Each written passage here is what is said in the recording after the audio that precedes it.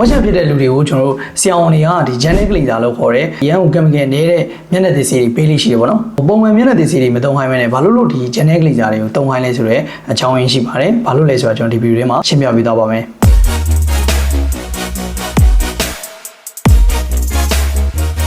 Dr. Nay Wellness Clinic နံပါတ်1ချက်ကတော့ကျွန်တော်တို့ဒီပုံမှန်မျက်နှာသစ်ဆေးတွေတုံးတယ်ဆိုလို့ရှိရင်ဒီကောင်တွေကဘာလို့လဲဆိုတော့မျက်နှာမှာရှိတဲ့အဆီတွေကိုအကုန်လုံးဆေးချပစ်တယ်ပေါ့နော်အကုန်ဆေးချပြီးရင်ကျွန်တော်တို့မျက်နှာမှာရှိတဲ့ skin barrier လို့ခေါ်တဲ့အဆီလွှာလေးတွေပါပျက်စီးသွားတယ်ပေါ့နော်အဲ skin barrier ပျက်စီးသွားတယ်အဆီလွှာတွေအကုန်ပါသွားရဆိုရင်မျက်နှာကဘာလို့လဲဆိုတော့ဟာငါမျက်နှာတော့အဆီခန်းနေပြီပဲဆိုပြီးတော့ကျွန်တော်တို့ခန္ဓာကိုယ်ကတိပြီးတော့အဆီတွေကိုပုံမှန်တက်ပို့ပြီးထုတ်လို့ရှိရပေါ့နော်ဒါကြောင့်မလို့အဲ့လိုမျိုးမဖြစ်အောင် genetic cleanser နဲ့တည့်ရခြင်းပဲဖြစ်ပါတယ် genetic cleanser တည့်ခြင်းအပြင် နံပါတ်1ချက်ကျွန်တော်တို့ skin barrier ကိုထိခိုက်နေစေတယ်ဘာလို့လဲဆိုတော့ तू က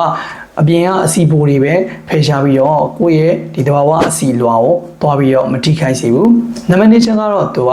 ရောင်ရမ်းတာတက်တာစီရပေါ့နော်မျက်နှာမှာရှိတဲ့ဒီဝက်ချန်တွေကိုရောင်ရမ်းခြင်းတွေတက်တာတဲ့ဆေးတွေပါတယ်ပေါ့နော်တတိယအချက်ကတော့ rebound effect ပေါ့နော်ပြန်ပြီးတော့အဆီတွေကန်ထွက်တဲ့ပြဿနာတော်တော်နေတယ်ပေါ့နော်ဘာလို့လဲဆိုတော့ तू ကမျက်နှာမှာရှိတဲ့ဒီအဆီပိုတွေပဲဖယ်ရှားပြီးတယ်ကိုယ့်ရဲ့တဘာဝအဆီတွေကိုမဖြတ်စည်းပြတဲ့ကြောင့်ဒီအဆီဂလန်တွေက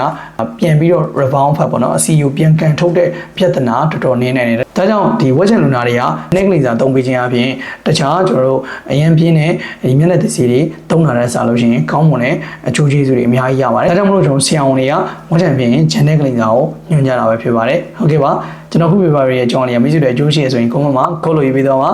ဒီ skin care နဲ့ပတ်သက်ပြီးသိလို့ရရှိလဲ comment မှာရေးပေးခဲ့ပါနောက်ထပ်ကျမရဲ့ဘူးတူတဲ့ဗီဒီယိုသိချင်တယ်ဆိုရင်တော့ဒီကောင်လေးကို follow လုပ်ဖို့မိပါတယ်နော်အားလုံးကျေးဇူးတင်ပါတယ်နောက်ဗီဒီယိုဒီမှာပြန်လည်ဆုံတွေ့ပါမယ်